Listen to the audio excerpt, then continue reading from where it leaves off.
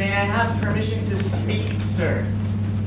I instinctively utter this familiar phrase, and I notice as always the peculiar incongruity in syntax, for it is customary to replace the first-person pronoun with its plural counterpart we in Iranian school parlance. I hurry to finish my question, all the while repeating to myself the more natural and grammatical I, but a deep-seated intuition immediately identifies the phrase as disrespectful and entirely out of bounds. What I've just mentioned, though, should not be taken as though I'm turning my country into the antagonist. It merely symbolizes the existence of tyrannical regimes that have taken global control over us, the people. It is as though they perceive that hegemony and unity provide the wanted obedience in society.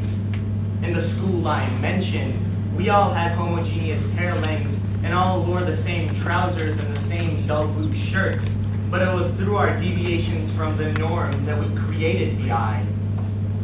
All through the years, I thought of my schoolyard as being unique and excellent, with its roses and yellow daisies that grew tall and happy in the springtime and shouted of the freedom of nature. But yet again, after looking above the wall, it was often the sight of the pocket-sized schoolyard and its disproportionate goalposts and basketball hoop. Notice that I did not say hoops. They were rusted and had become colorless. They lay there and screamed to be something other than natural, yet not pleasant.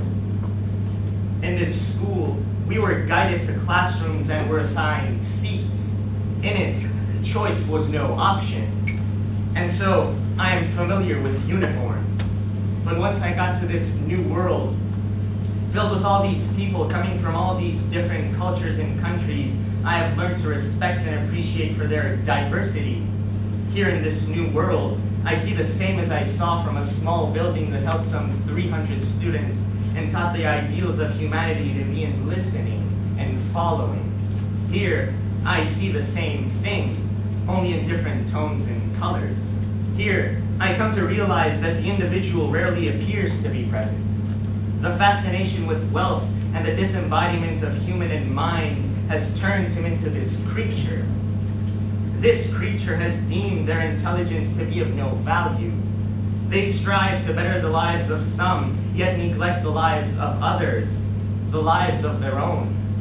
In societies today, these creatures immigrate and abandon their families to work, to think of themselves as supporters, yet they become deprived of pride.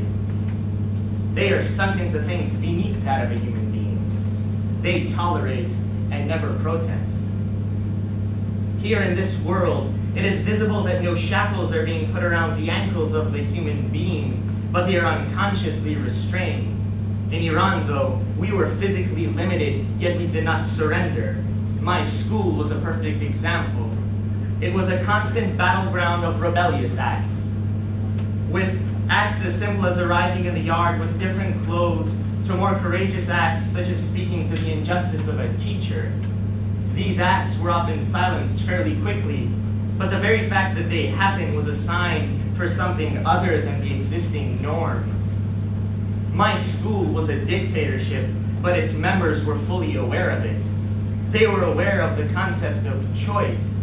The noun identity had meaning for them. They actually did as they pleased in moments where consequences were extreme. Here, though, I do not see a fight.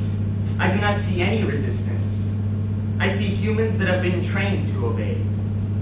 I suppose that the spectacle becomes stronger as awareness weakens and fades away.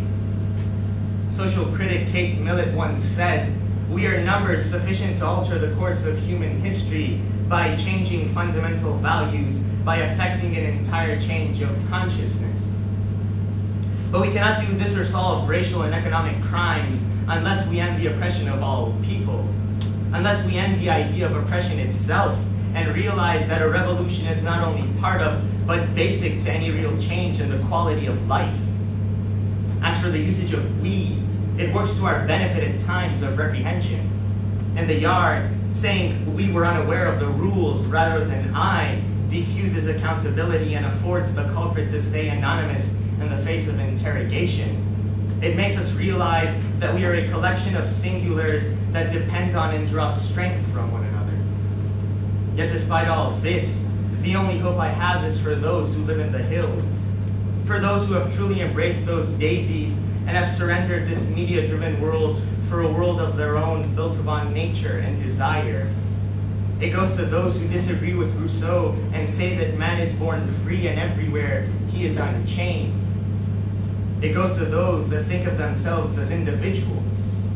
We should join these people, for they will have choices. From the description above, I find myself facing a delicate paradox. On one hand, I am suspicious of repressive motives behind collective significations, and on the other, I am convinced of the necessity for collective action.